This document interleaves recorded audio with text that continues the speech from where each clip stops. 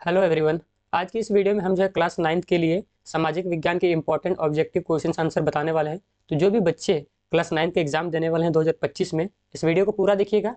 इससे जो है आपको आइडिया हो जाए कि एग्जाम में किस तरह के क्वेश्चन आंसर पूछे जाएंगे। और अभी बता दें कि 2025 के लिए अभी तक जेक बोर्ड द्वारा जो मॉडल पेपर है क्लास 9 का वो जारी नहीं किया गया है। जैसे ही जारी किया जाएगा उसमें आपको पूरा पता चल जाएगा कि कितने MCQ क्वेश्चंस रहेंगे और कितने सब्जेक्टिव क्वेश्चंस रहेंगे। लेकिन ये क्लियर कर दिया है कि इस बार जो 2025 में एग्जाम होगा क्लास 9 का, उसमें जो MCQ क्वेश्चन है वो रहेंगे। ठीक है, तो आज में हम जो है आपको क्लास 9 का सामाजिक विज्ञान के जो है टोटल 40 आपको क्वेश्चंस बताने वाले हैं। ठीक है, तो MCQ क्वेश्चंस को पढ़ना भी बहुत इंपॉर्टेंट है क्योंकि ये आपकी इस बार का जो एग्जाम है उसमें पूछा जाएगा। तो चलिए हम जो है क्वेश्चंस को देखना शुरू करते हैं। पहला इसमें क्वेश्चन है जो कि हिस्ट्री से आता है। फ्रांस की क्रांति का अग्रदूत किसे कहा जाता है? ऑप्शन है नेपोलियन, रूसो, दिदरो, वाल्टियर। तो इसका राइट आंसर हो जाएगा option number B, Rousseau. Next अगला क्वेश्चन देख लेते हैं। क्वेश्चन नंबर 2, निम्न में से किन वस्तुओं पर अप्रत्यक्ष कर लगाया गया था? ऑप्शन है चावल और गेहूं, चाय और रेशम, नमक और तंबाकू, इनमें से कोई नहीं। तो इसका राइट आंसर हो जाएगा ऑप्शन नंबर सी, नमक और तंबाकू पर जो है अप्रत्यक्ष कर जो है वो लगाया गया था। अगला प्रश्न है 3 नंबर, लेनिन ने अपने अप्रैल थीसिस द्वारा जो मांगे रखी थी उनमें से कौन सी मांग शामिल नहीं थी? यहाँ पे दिया गया कौन सा जो मांग है जो लेनिन ने अप्रैल थीसिस द्वारा जो मांग रखी थी। तो यहाँ पे ऑप्शन दिया गया, आप देख सकते हैं। बैंकों का राष्ट्रीयकरण किया जाए, युद्ध समाप्त किया जाए, किसानों को सारी जमीन वापस की जाए, उद्योग को मजदूरों के हवाले किया जाए। तो इसका राइट आंसर हो जाएगा 3 नंबर क्वेश्चन का ऑप्शन नंबर डी, उद्योगों को मजदूर के हवाले किया जाए। लेनिन ने जो है अप्रैल अप्रैल थीसिस द्वारा जो मांग रखी थी वो मांग थी उद्योगों को मजदूर के जो है वो हवाले किया जाए। ठीक है, अगला क्वेश्चन है क्वेश्चन नंबर 4, रूस के स्थानीय स्वशासी संगठन कहलाते हैं? रूस के स्थानीय स्वशासी संगठन कहलाते हैं। ऑप्शन है कन्वेंशन, सोवियत, डायरेक्टरी, ड्यूमा। तो 4 नंबर क्वेश्चन का राइट आंसर हो जाएगा ऑप्शन नंबर डी, ड्यूमा। ठीक है, MCQ क्वेश्चन सॉल्व करने का सबसे पहला तरीका है कि आपको क्वेश्चन जो आपको 2 बार पढ़ना है। ठीक है, 2 बार क्वेश्चन पढ़ना है, फिर आपको ऑप्शंस देखना है। इससे जो है आपको इजीली आप आंसर दे सकते हैं। ठीक है, ये नहीं कि एक ही बार क्वेश्चन पढ़े फट से आंसर दे, 2 बार पढ़िए आराम से, उसके बाद आंसर को टिक कीजिएगा। अगला क्वेश्चन है क्वेश्चन नंबर 5, धुरी शक्तियाँ किन देशों को कहा जाता है? जर्मनी, फ्रांस, रूस। Option number A, option number B Germany, Austria, तुर्की, Germany, Italy, Japan, Britain, France और रूस। तो इसका राइट आंसर हो जाएगा option number C, Germany, Italy और जापान को जो है धुरी शक्तियां कहा जाता है। जर्मनी, इटली और जापान। अगला क्वेश्चन है क्वेश्चन नंबर 6, किस संधि द्वारा जो है जर्मनी पर कठोर एवं अपमानजनक शर्तें थोप दी गई थी? दोबारा रिपीट करते हैं, किस संधि द्वारा जर्मनी पर कठोर एवं जो है अपमानजनक शर्तें थोपी गई थी? तो वो कौन सी जो संधि थी? आंसर हो जाएगा ऑप्शन नंबर ए, पेरिस की संधि। 6 नंबर क्वेश्चन का राइट आंसर ऑप्शन नंबर ए, पेरिस की संधि। अगला प्रश्न देख लेते हैं, प्रश्न नंबर 7, 1874 में किसने भारतीय वन सेवा की स्थापना की? ब्रैंडिस, मेकाले, क्विंटल, टैगोर। तो 7 नंबर क्वेश्चन का राइट आंसर हो जाएगा option number A, Brandis. Brandis ने जो 1874 में भारत में जो है भारतीय वन सेवा की स्थापना की थी। अगला प्रश्न 8 नंबर, क्लांग कौन थे? दिहाड़ी मजदूर, कुशल लकड़हारे, गरीब मछुआरे, स्थायी चरवाहे।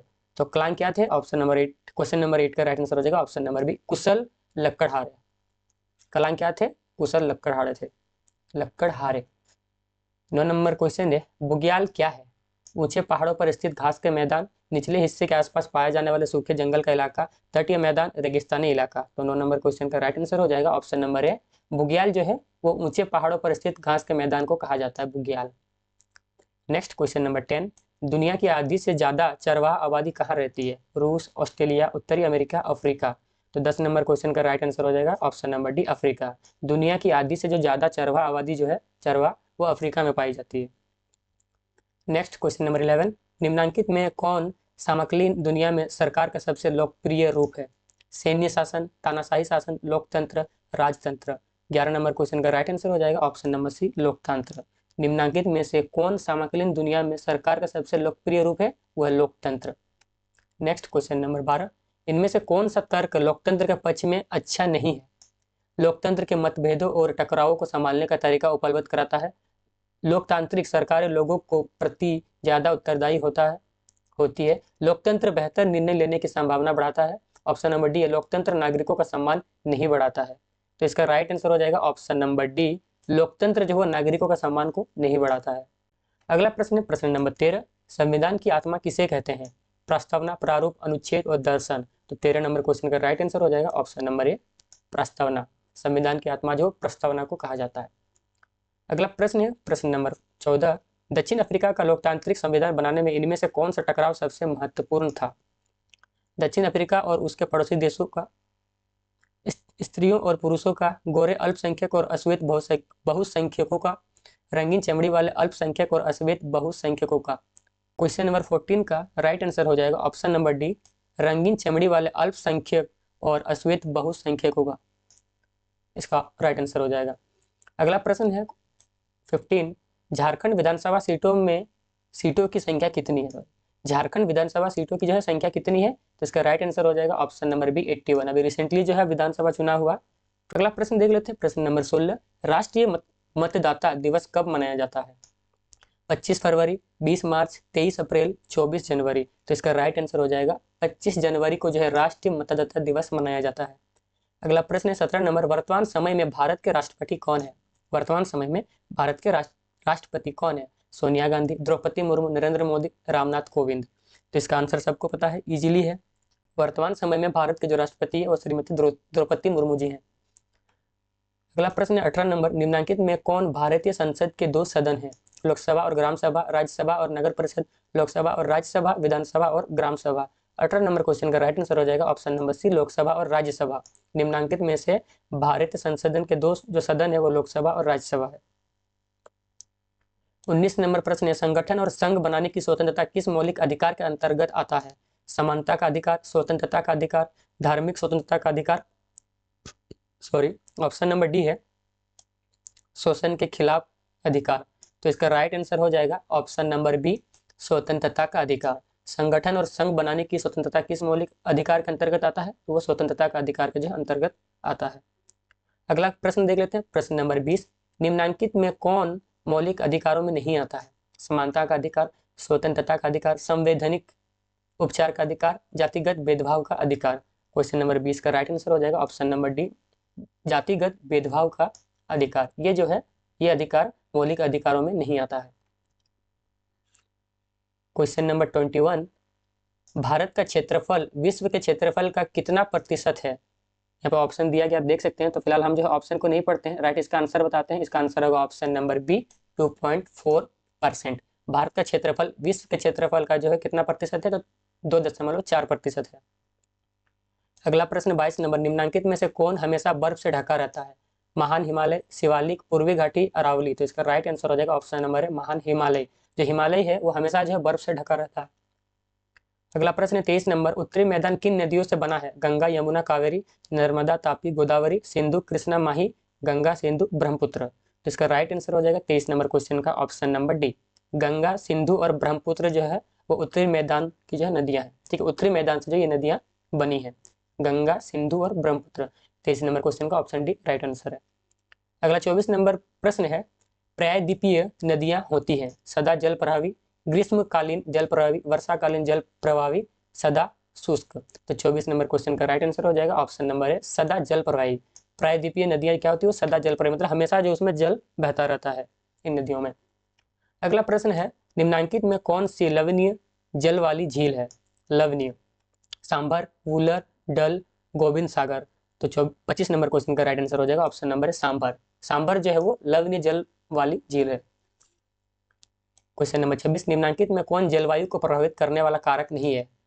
अक्षांश, ऊंचाई, वायुदाब एवं पवन, मौसम समाचार। तो क्वेश्चन नंबर 26 का राइट आंसर हो जाएगा ऑप्शन नंबर डी, मौसम समाचार। जो मौसम समाचार है वो जलवायु को प्रभावित करने वाला कारक नहीं है। अगला प्रश्न है 27 नंबर, भारत में मानसून का आगमन कब होता है? मई के प्रारंभ में, जून के प्रारंभ में, जुलाई के प्रारंभ में या फिर अगस्त के प्रारंभ में? तो इसका आंसर हो जाएगा क्वेश्चन नंबर 27 का ऑप्शन नंबर बी, जून के प्रारंभ में जो है वो मानसून का आगमन हो जाता है। जून के प्रारंभ मिड में जो है मानसून आ जाता है भारत में।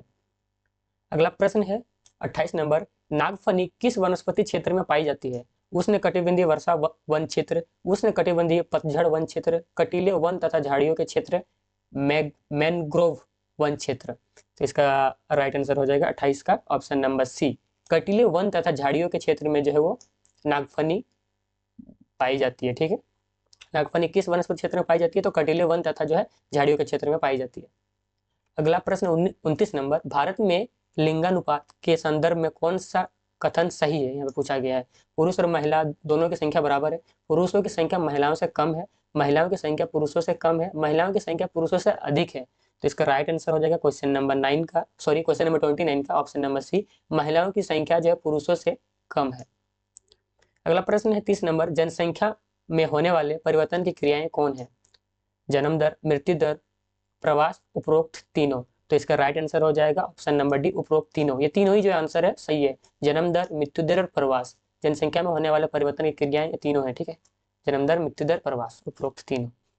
अगला प्रश्न है 31 नंबर, उत्पादन की पहली आवश्यकता क्या है।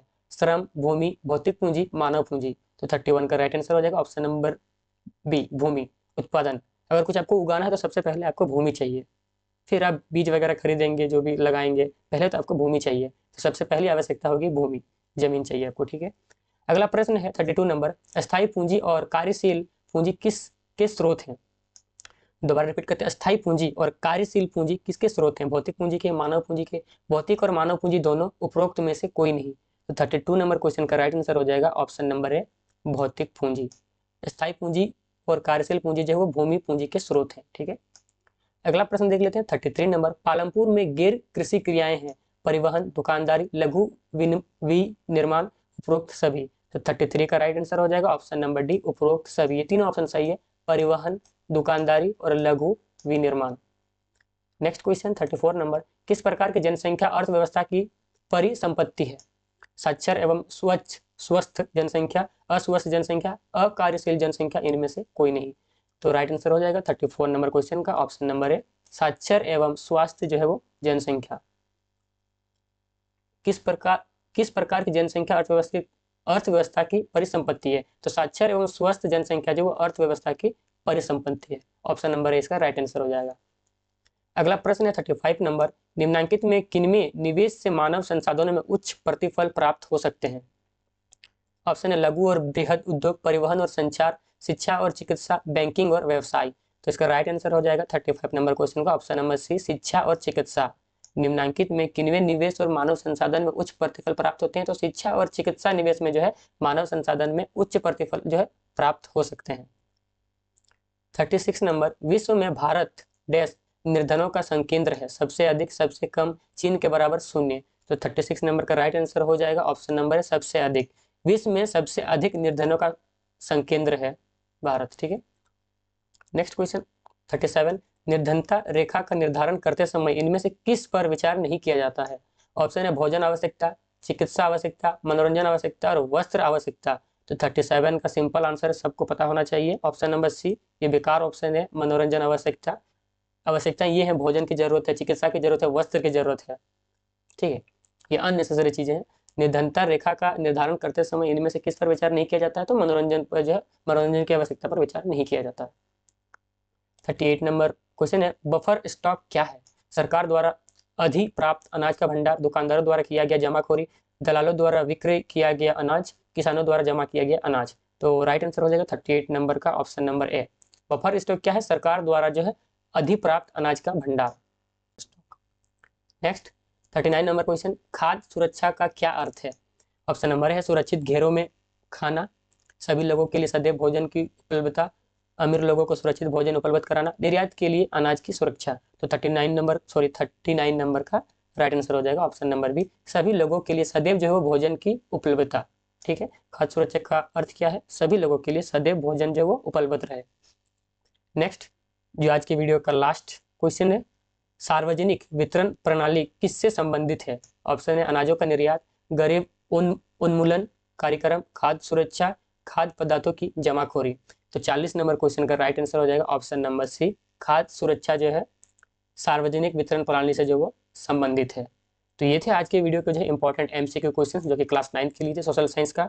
अगर आपको कोई डाउट है, अगर मुझे बोलने में, प्रोनाउंसिएशन करने में कुछ अगर दिक्कत हो आपको समझने में, तो आप कमेंट बॉक्स में बता सकते हैं। बाकी तो यहाँ पर लिखा है, आप देख सकते हैं वीडियो में सारा आपको दिख रहा है क्या लिखा हुआ क्या नहीं। थोड़ी बहुत दिक्कत हो गई हो तो उसके लिए माफी चाहते हैं। बाकी आपको वीडियो कैसा लगा आप हमें कमेंट करके बताइएगा। अगर आपको बाकी और भी किसी सब्जेक्ट का एमसीक्यू चाहिए, ऑब्जेक्टिव क्वेश्चन या फिर इंपॉर्टेंट क्वेश्चन, नोट्स वगैरह, सॉल्यूशन वगैरह, तो हमें कमेंट बॉक्स में बता सकते हैं। बाकी आपको इस वीडियो के नीचे लिंक्स मिल जाएंगे, आप उस लिंक को चेक कर सकते हैं वेबसाइट में विजिट करके। वीडियो देखने के लिए धन्यवाद।